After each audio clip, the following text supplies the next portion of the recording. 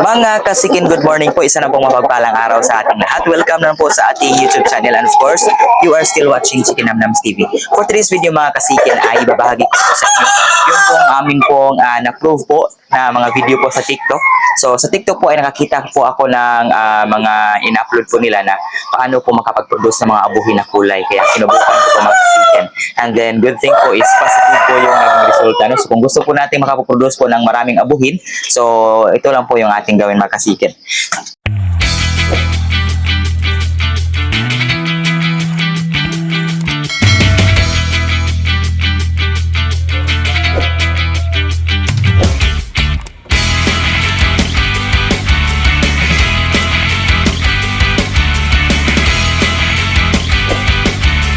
So mga kasiken, sobrang talagang motivated po tayong bumangon at saka gumising at lalong-lalo na pumunta po sa ating trabaho ngayon sapagkat so, sobrang ganda po ng resulta po ng ating kinos po at saka yung iting natin na asin mga kasiken. So ipapakita ko po sa inyo. So ngayon nga pala, bago ang lahat, ipakainin muna natin ang ating basila na pag-alagala. No? So, ating pong nakalang dito sa labas. Nandito lang siguro natin sila lagyan ng pagkaka mga kasikin. Ayan.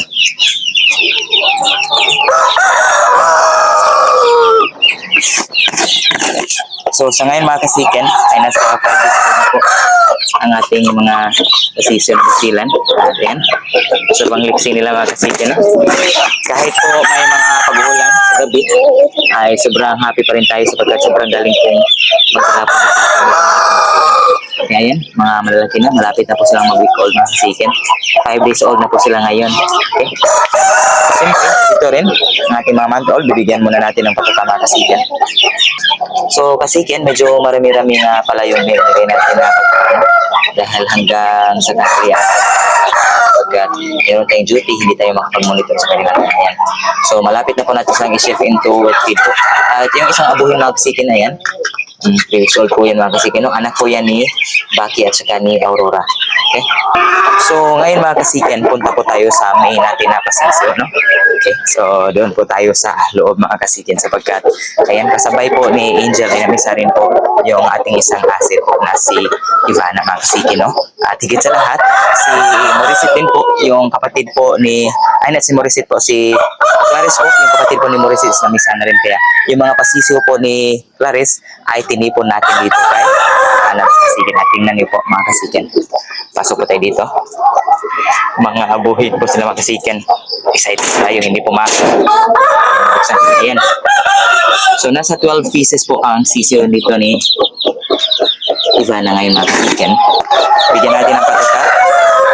Diyan lang sa sahig.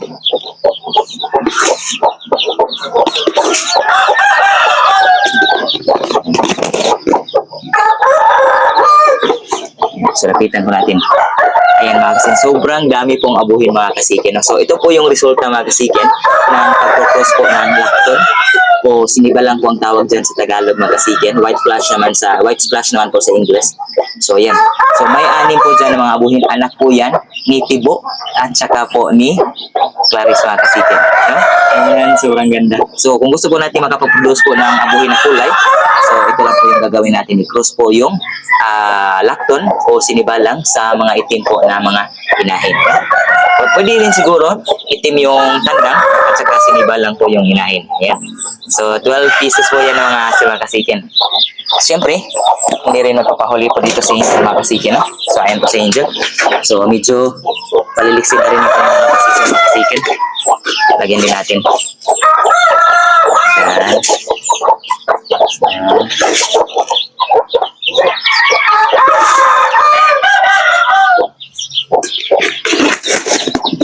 So forecast po na yung inilagay natin para hanggang tanghalian din yung patukan nila dito.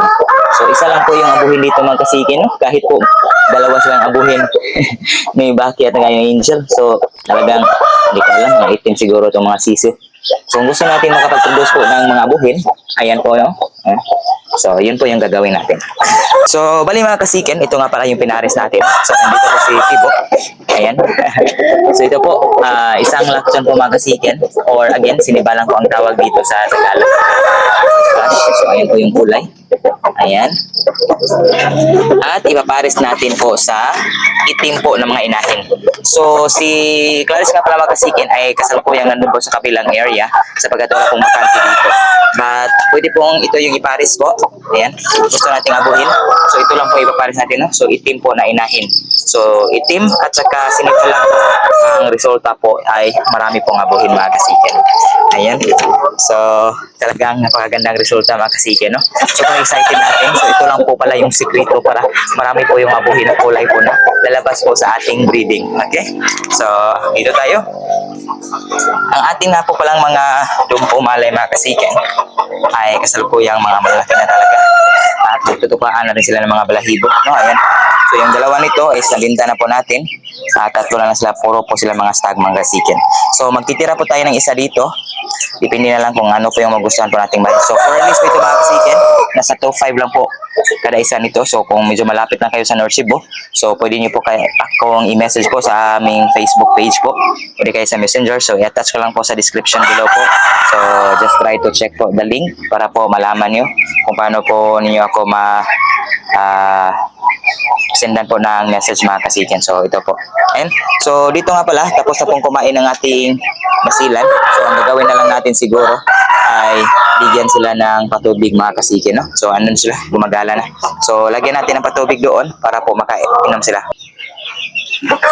So, dito lang natin ilagay yung patubig nila mga kasikin para makainom po sila dito. Ayan.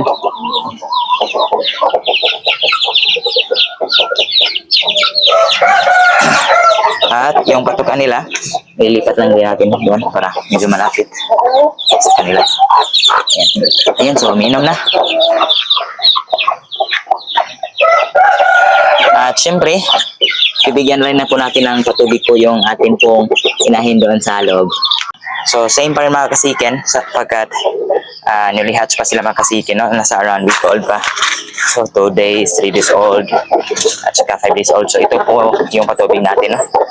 So, ito po patubig sa mga kasikin para po magiging healthy po yung ating alaga.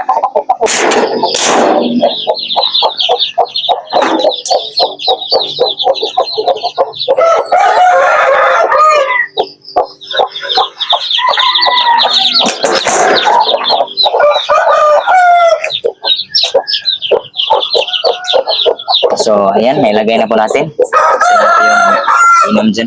Sobrang galing pong alaga ng sisiw nitong si Ivana mga kasikin. Sobrang galing talaga. Talagang pinapainitan niya. Sobra-sobra yung mga sisiw ng mga kasikin. Kaya siya po yung pinadala natin sa anak po ni Clarice. At ito rin. So, nalagay na rin natin yung patubig. So, minom na yung iba. Okay. So, napakasarap po sa pakiramdam mga kasikin.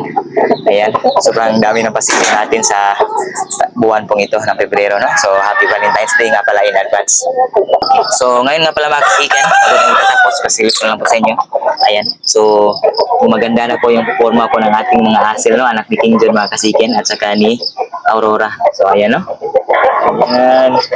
So, kailangan na po nilang madrap mga kasikin sapagkat sobrang laki na po nila. So, masira din yung kanilang mga paa kung hindi sila madrap sa lupa. Ayan, no? So, ang ganda na mga kasikin. Malapit na po sila magtilawak mga kasikin. Okay.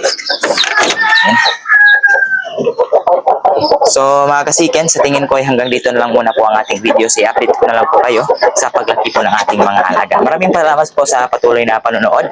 At see you naman po sa susunod na mga upload. Sana po ay meron na po kayong natutunan po sa araw na ito. God bless!